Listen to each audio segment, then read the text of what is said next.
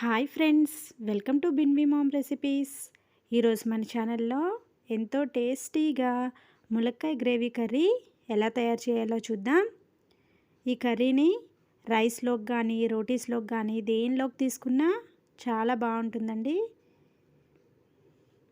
ముందుగా స్టవ్ పై ప్యాన్ పెట్టుకొని హీట్ అయిన తర్వాత ఒక 2 స్పూన్ల ఆయిల్ వేసుకోవాలి. ఆయిల్ వేడైన తర్వాత 1 స్పూన్ జీలకర్ర, 2 స్పూన్ల ధనియాలు, కొన్ని జీడిపప్పు, 2 స్పూన్ల పల్లీలు, చిన్న లవంగ, 2 చెక్కలు, 1 ఇలాచి, 2 బిర్యానీ ఆకులు వేసుకొని బాగా ఫ్రై చేసుకోవాలి.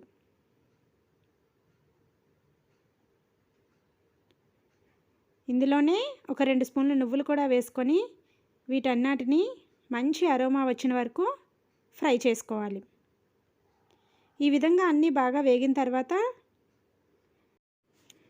సన్నగా కట్ చేసుకున్న ఉల్లిపాయ ముక్కల్ని కూడా వేసుకొని వేయించుకోవాలి. ఉల్లిపాయలు తొందరగా ఫ్రై అవ్వడం కోసం దానిలో 1 స్పూన్ సాల్ట్ వేసుకొని బాగా కలుపుకొని మూత పెట్టి 1 నిమిషం పాటు మగ్గించుకోవాలి. ఈ విధంగా ఉల్లిపాయలు పల్లీలు అన్నీ వేగిన తర్వాత స్టవ్ ఆఫ్ చేసుకొని వాటిని బాగా చల్లారబెట్టుకోవాలి.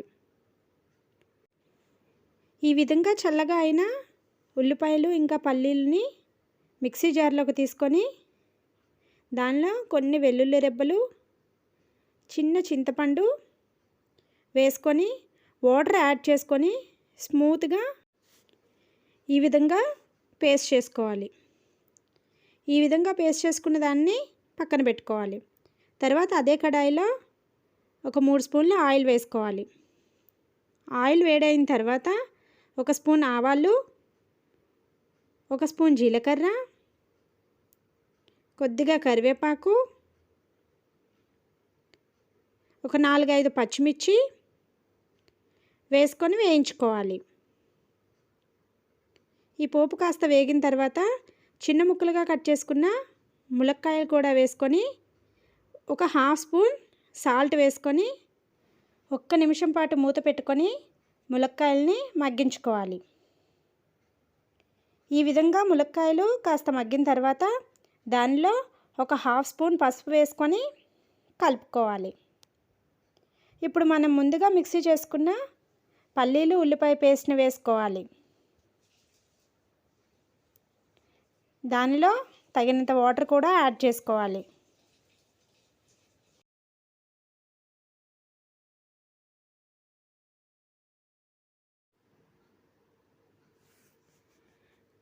కన్సిస్టెన్సీ ఈ విధంగా ఉండాలి. తర్వాత దానిపై మూత పెట్టుకొని ఒక 2-3 నిమిషాలు మగ్గించుకోవాలి. తర్వాత 1 స్పూన్ కారం వేసుకొని బాగా కలుపుకోవాలి.